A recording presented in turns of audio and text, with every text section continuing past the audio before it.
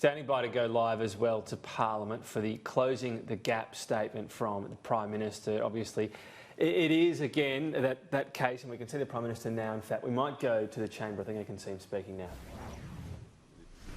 Leads granted. Thank the Manager Opposition Business, the Prime Minister.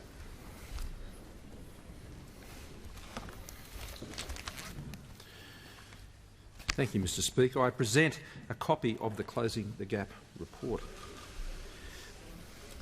Mr Speaker, when we meet in this place, we are in Ngunnawal land, and I give my thanks and pay my respects to our Ngunnawal elders, past, present and importantly emerging for our future.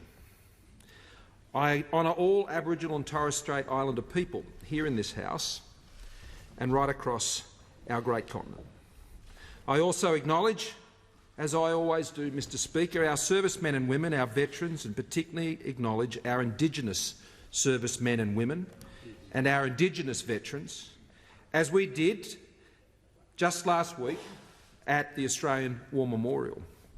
Service that for so long was not acknowledged, but who served not for recognition but because of their faith in who we could become as a country and as a people. We are still on that journey, and I thank them on behalf of a grateful nation for their service. I also acknowledge and honour our Indigenous leaders, who are also the democratically elected representatives of the Australian people. The member for Haslo, the Honourable Ken White, our very first Aboriginal Minister for Indigenous Australians. The member for Barton, the Honourable Linda Burney. Senator Patrick Dodson, Senator Mandira McCarthy and Senator Jackie Lambie.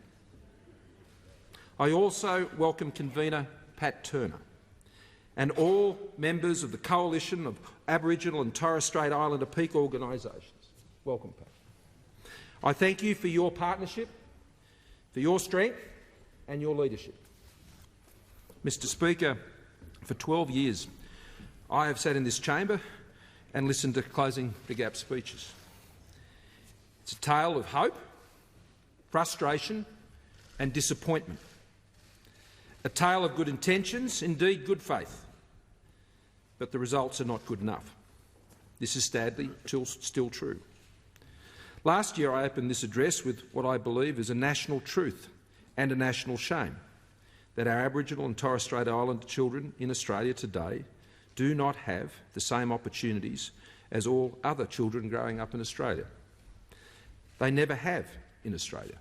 Never.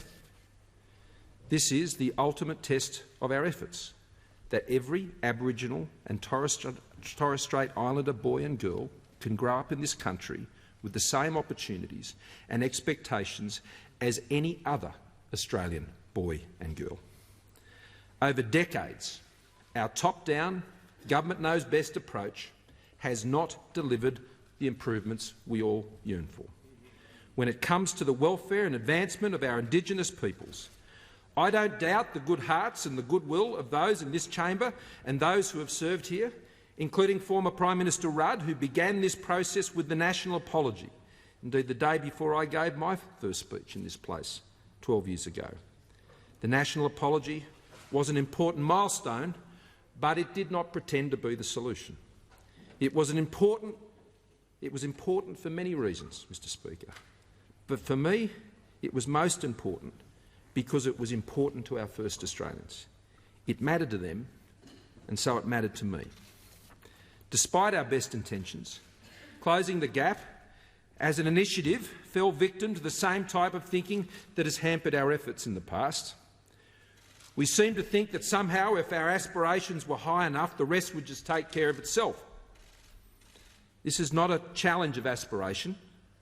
It's not a contest of earnestness. It's not about who cares more. It's not about symbolism. There's been no shortage of money or will. The Productivity Commission estimates that in 2015-16 total Indigenous specific expenditure of all levels of government was $6 billion.